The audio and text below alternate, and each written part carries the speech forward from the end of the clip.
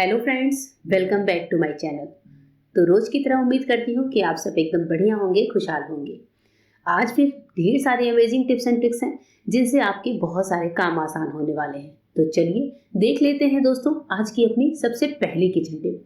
हमारी जो सबसे पहली किचन टिप है वो ब्रेड या फिर पाव को लेकर है।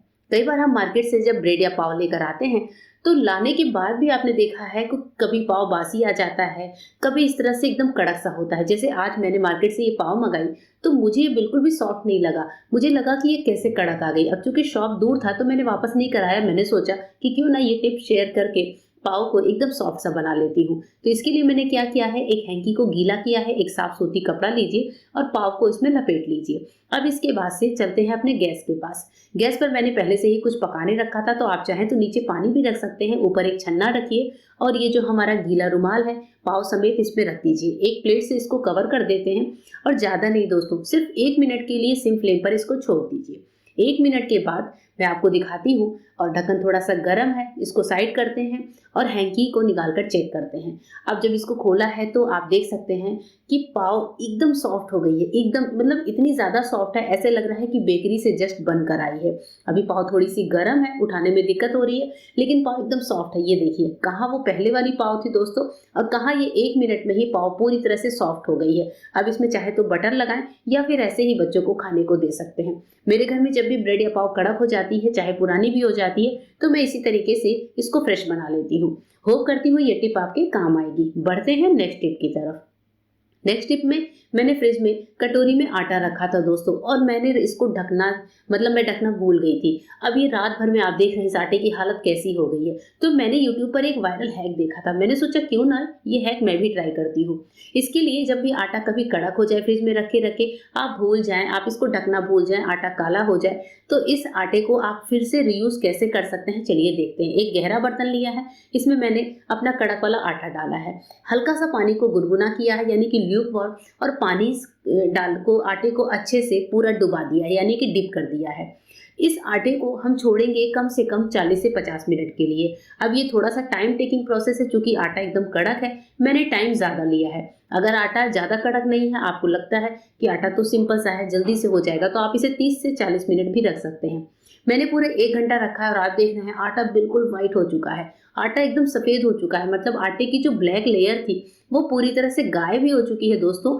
जब मैंने इसे देखा तो मैं खुद हैरान रह गई कि आटा बिल्कुल एकदम फ्रेश हो चुका है। आटे को चलिए हम प्लेट में निकाल कर भी चेक करते हैं। हाँ, ये मैं मानती हूँ कि आटा गीला हो चुका है, लेकिन इस गीले आटे में अगर हम थोड़ा सा सूखा आटा और डाल दें तो इसकी हम रोटियां बना सकते हैं। और अगर आपको लगता है कि पुराना आटा क्यों ही यूज़ करना, तो इसमें थोड़ा आटा डालकर ये रोटी बनाकर हम एटलीस्ट अपने गली के कुत्तों को तो खिला ही सकते हैं, गाय को खिला सकते हैं, लेकिन आटे को वेस्ट होने से तो बचा ही सकते हैं। तो इस आटे में मैंने बाद में सूखा आटा मिलाकर रोटियां बनाई थी। मैंने तो खुद भी खाई थी क्योंकि ये कल रात का ही आटा था।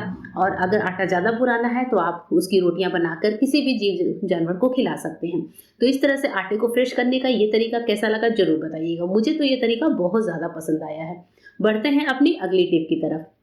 नेक्स्ट टिप है मसालों को लेकर। जैसे मैंने यहाँ पर अपनी मसालेदानी निकाल कर रखी है और 4 कुछ ऐसे इंपॉर्टेंट मसाले निकाले हैं जो कि हमारी लगभग हर सब्जी में काम आते हैं। जैसे काली मिर्च का पाउडर है, जीरे का पाउडर है, गरम मसाले का पाउडर और कसूरी मेथी। इसके अलावा मसालेदानी में जो मसाले होते हैं, हल्दी का पाउडर, लाल मिर्च का पाउडर, धनिया का पाउडर और नमक, ये सारे वो बेसिक मसाले हैं जो मोस्टली हम हर सब्जी में यूज़ करते हैं। मॉर्निंग में क्या होता है, कभी हस्बैंड का लंच बॉक्स बनाना है, कभी बच्चों का टिफिन फटाफट से रेडी करना है। इतना टाइम नहीं होता है कि हम हर डिब्बे को खोलें और मसाले जो है डालें अलग अलग डिब्बों से। तो मैंने क्या किया है, यहाँ पर एक साफ छोटा सा डब्बा लिया है। अंदाजे से मैं जिन मसालों को जितनी क्वांटिटी में इस्तेमाल करती हूँ वो मैं डाल रही हूँ। जैसे मैं हल्दी थोड़ा सा कम यूज़ करती हूँ, धनिया ज़्यादा करती हूँ, मिर्च को मीडियम यूज़ करती हूँ और नमक थोड़ा सा ज़्यादा। जैसे मैंने यहाँ पर 2 चम्मच से ज़्यादा नमक लिया है। तो नमक हम बाद में टेस्ट करके भी डाल सकते हैं अगर नमक कम है तो। बाकी जो मेरे पास और भी मसाले हैं जिनको मैं मसालेदानी में नहीं रखती हूँ, उनमें से भी मैं थोड़ा थोड़ा यहाँ पर डाल रही हूँ। तो जैसे ब्लैक पेपर का पाउडर है, ये भी काफ़ी हेल्दी होता है, तो मैं ज़रूर इसको अपनी सब्जी में लेती हूँ। सिंपल जीरे का पाउडर होता है, उससे भी सब्जी का टेस्ट बहुत बढ़िया आता है।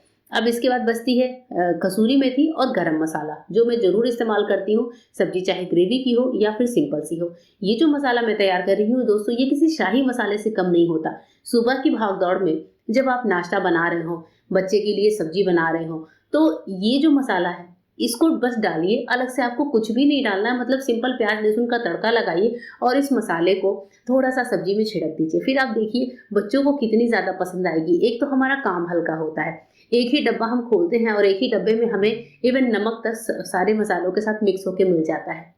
आप चाहें, अगर आपके घर में खटाई खाते हैं तो आप अमचूर का पाउडर भी मिक्स कर सकते हैं, लेकिन अमचूर पहले डालते हैं तो सब्जी गलती नहीं है, इसलिए मैंने अमचूर नहीं डाला है। सारे मसाले देखिए कितनी बढ़िया तरीके से मिक्स हो चुके हैं। ये एक ऐसा बढ़िया सा सब्जी मसाला तैयार हो चुका है जिसे हम थोड़ा सा भी अगर अपनी सब्जी में छिड़क दें तो हमारी सब्जी का टेस्ट बढ़ जाता है, साथ ही हमारा समय भी बचता है। बार बार वही मसाले के डिब्बे अलग अलग खोलने की झंझट खत्म हो जाती है और हमें मसाले एक जगह मिल जाता है। तो मैं तो इस तरह से मसाले बना कर रखती हूँ।